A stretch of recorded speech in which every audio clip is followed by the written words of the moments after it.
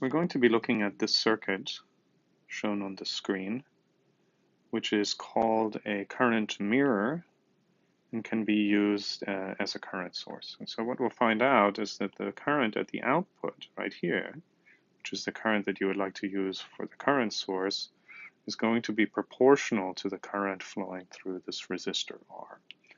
So the first thing to notice is that the bases for both of these two transistors are connected, and the emitters of both of these two transistors are connected. And if you remember, the collector current that flows through the circuit is going to be equal to IS times E to the base emitter potential divided by VT. And what this implies, right, these are roughly equal, what this implies is that if both transistors have the same base emitter potential, then both of these transistors will have the same collector current. And so the current flowing into the collector here, IC2, is equal to the current flowing through the collector in transistor 1. And so now we can find, so if we can find the current flowing through IC1, we will also find I0 for this circuit. The other thing to notice is that the voltage drop across this resistor right here, plus the voltage drop across the base emitter junction, should be equal to VCC. And so we can write VCC is equal to IREF times R plus the base emitter potential. And so the reference current will be equal to VCC minus VBE divided by R. So that's the current here. This current splits, and it splits into, we have a base current flowing right here, we have a base current flowing here. Now these are going to be equal as well because they're proportional to IC. And then we know the current that is flowing through this branch must be 2 times IB, and so IREF is equal to IC1 plus 2 times the base currents, right? And so that can be written as IC1 plus 2 times IC, and at this point I can delete the IC1, right? Because the two collector currents are the same. So I can write it as 2IC over beta, right? And so the reference current is going to be equal to IC times 1 plus 2 over beta.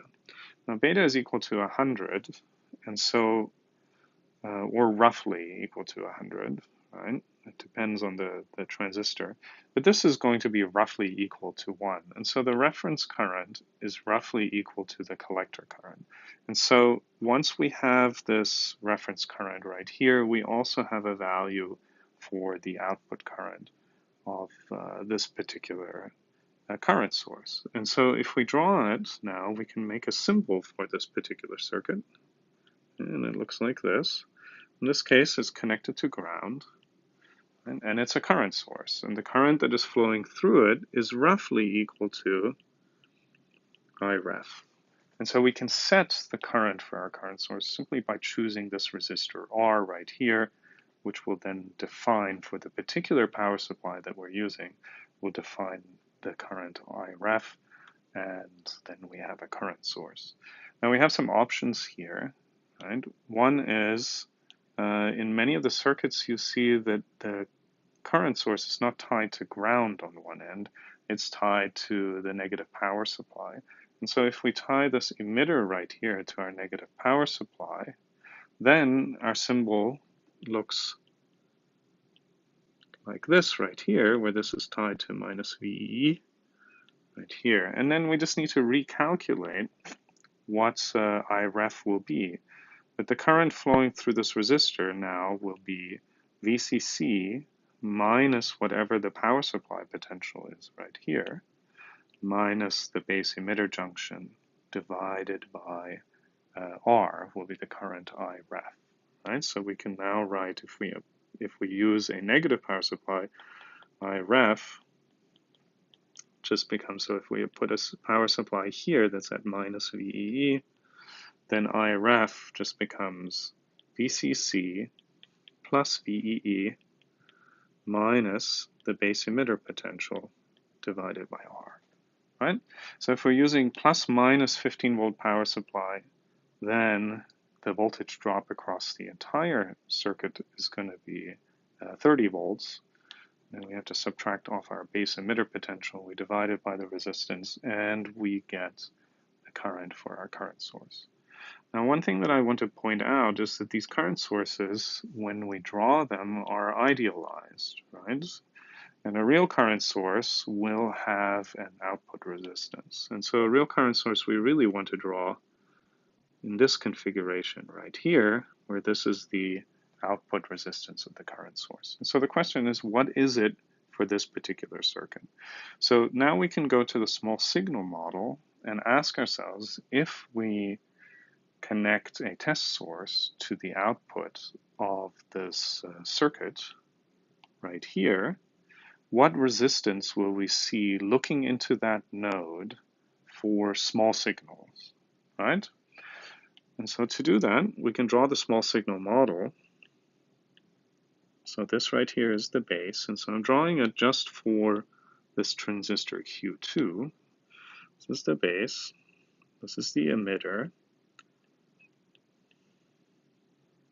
here's our dependent current source, here's our collector. Now, the current flowing through the dependent source is just going to be beta times IB, where this right here is IB. The emitter in this circuit is at ground potential. Even if we use a negative DC power supply, for the small signal analysis, we would still ground the emitter. Now, if we put a test source on the circuit, right, so I can do that here. So this is our test circuit. This is our test current right here. Okay. If I put a test source on it, then the resistance seen at the output will just be VT divided by IT. And the other thing that I do is I go ahead and ground my independent sources that are connected here. So if we look at this circuit over here, right, it would mean that we ground VCC and we ground VEE if we had configured it that way.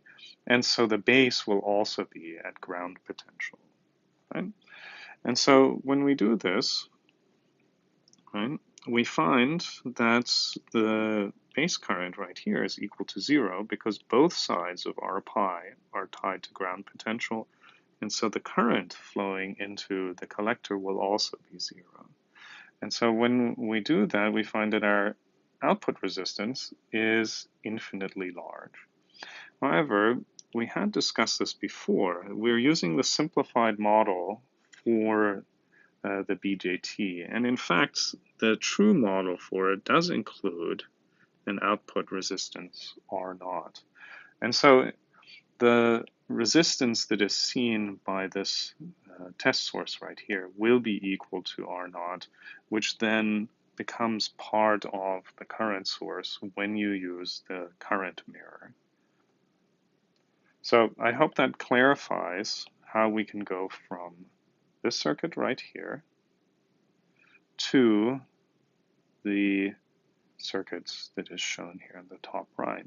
And if you look at the schematic for the 741 that you use as an op-amp in the lab, you will see that it uses this configuration for the current source extensively throughout. And so we're going to refer to this when we talk about the non-ideal properties of current sources when they're used to bias our circuits.